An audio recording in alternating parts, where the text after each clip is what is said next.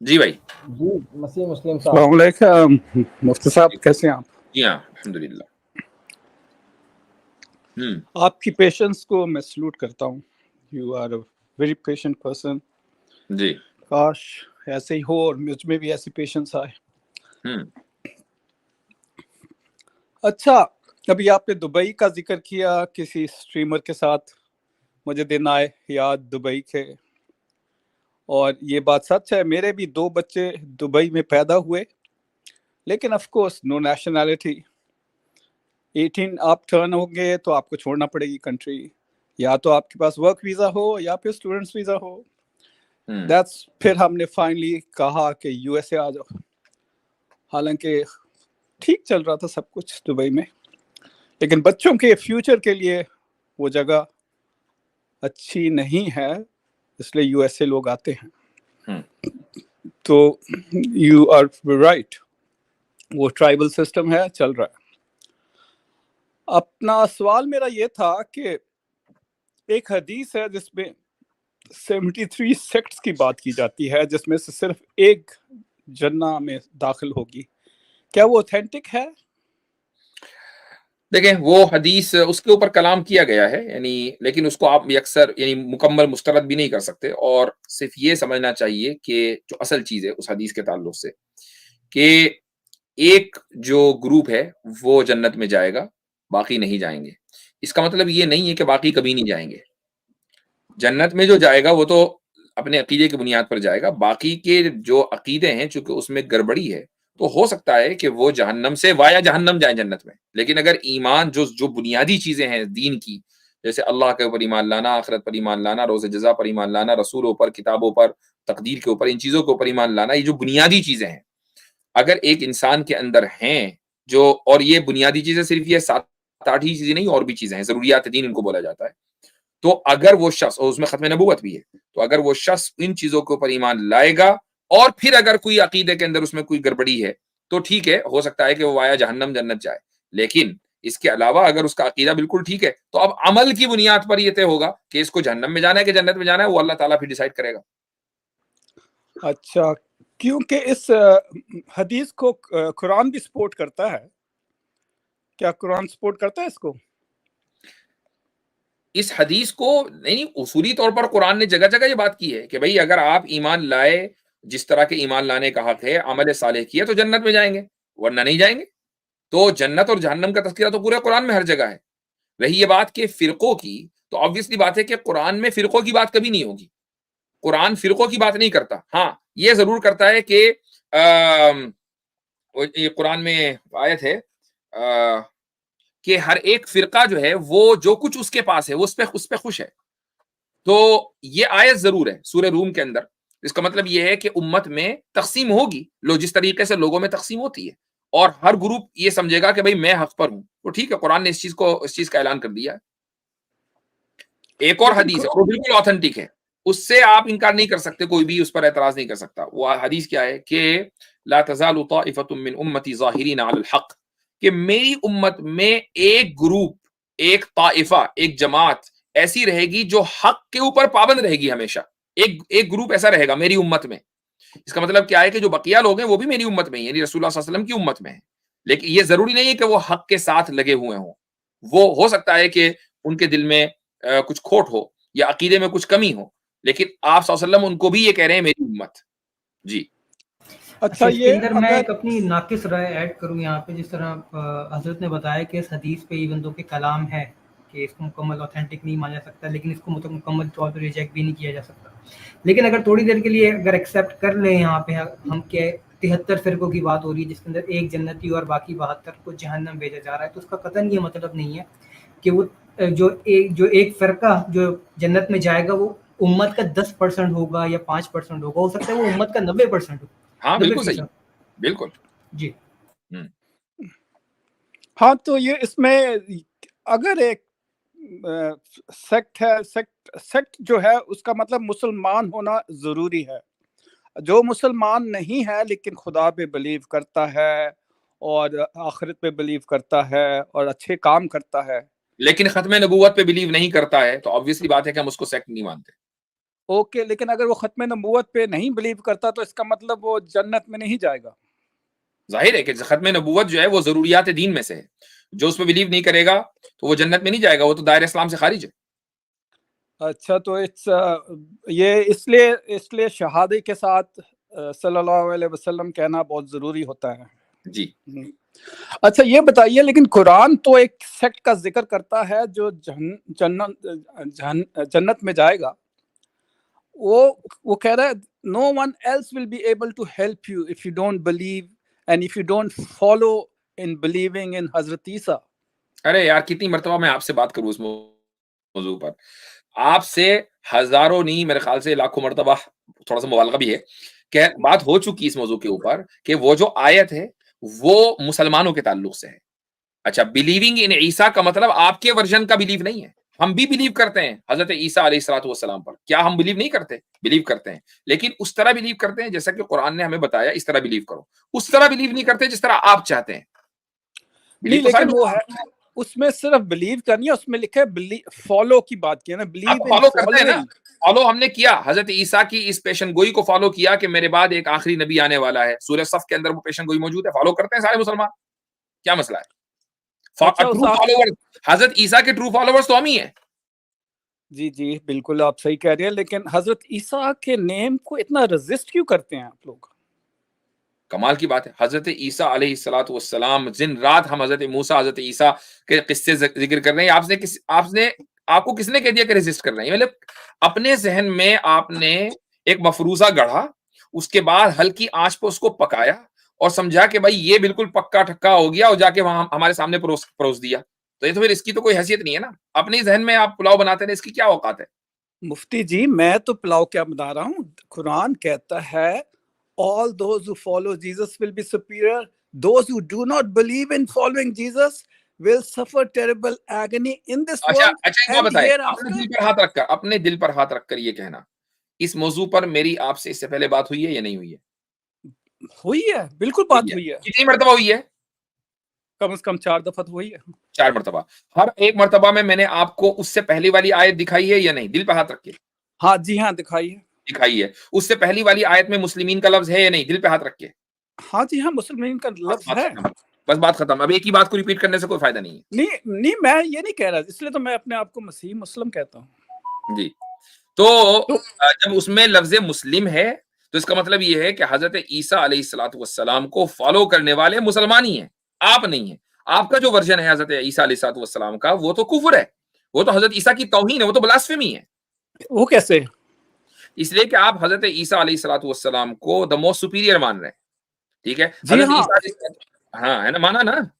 نہیں جب قرآن کہہ رہا ہے تو پھر یہ حضرت عیسیٰ کی توہین ہے، کیونکہ قرآن یہ بھی کہہ رہا ہے کہ حضرت عیسیٰ علیہ الصلوۃ والسلام، اگر آپ قرآن کو مانتے ہیں؟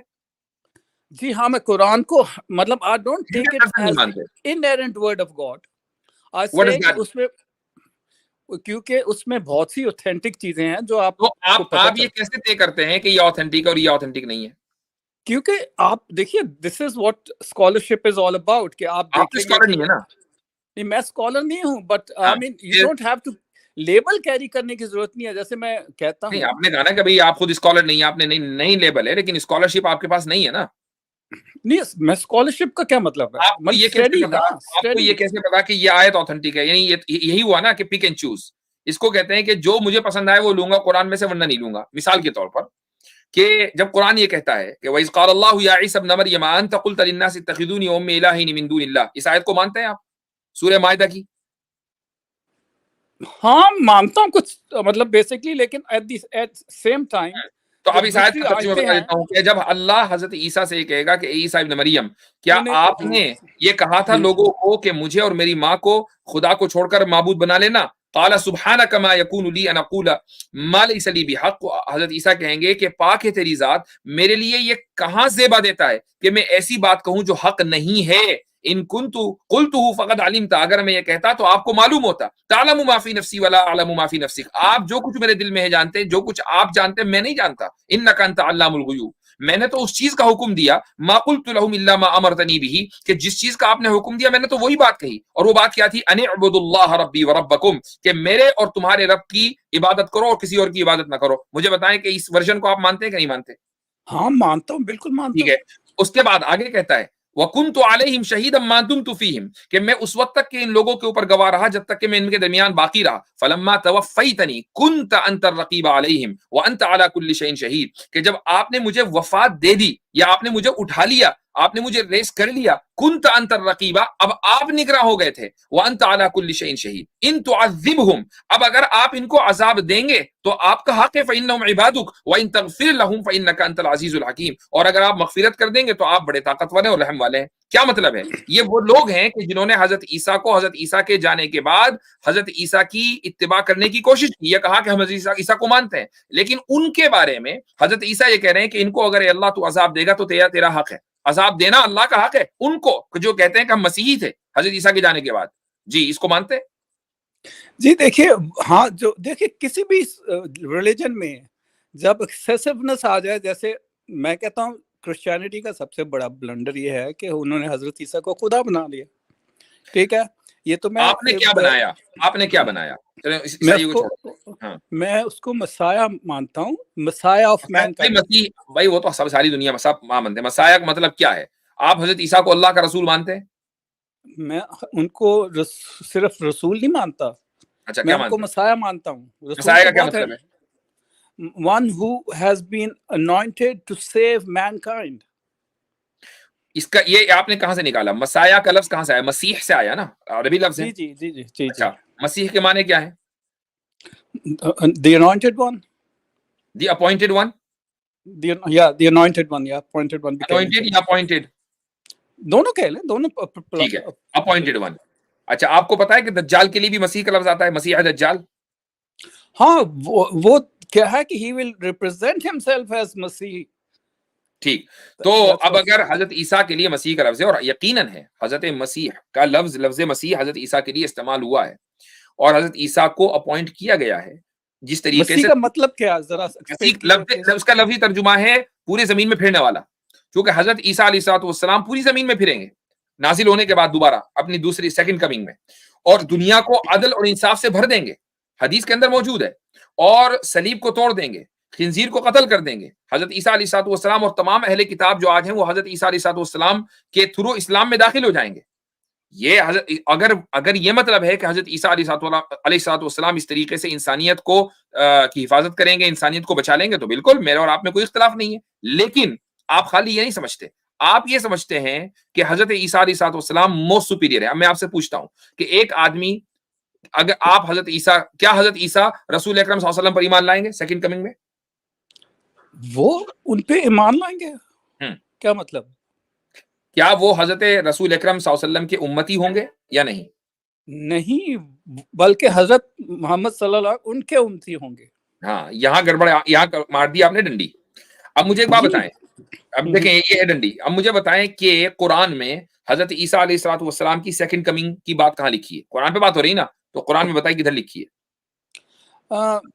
سیکنڈ نہیں, آپ اس پہ بات کیجئے گا, میں اس نے کچھ غلط قسم کی انفارمیشن نہیں دینا چاہتا. Please go head.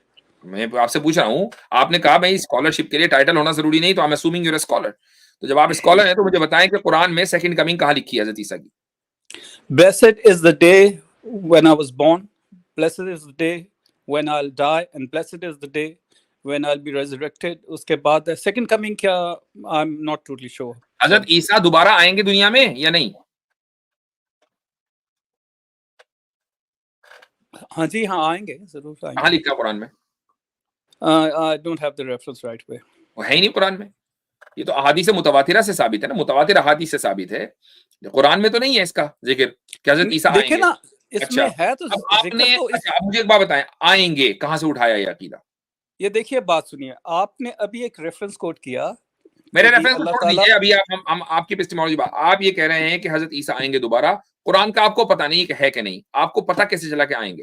How do you know? دیکھیے بات سنیے, ابھی آپ نے ایک ریفرنس کوٹ کیا کہ اللہ تعالیٰ ان سے پوچھیں گے کہ کیا تو نے قیامت کے دن ہوگا.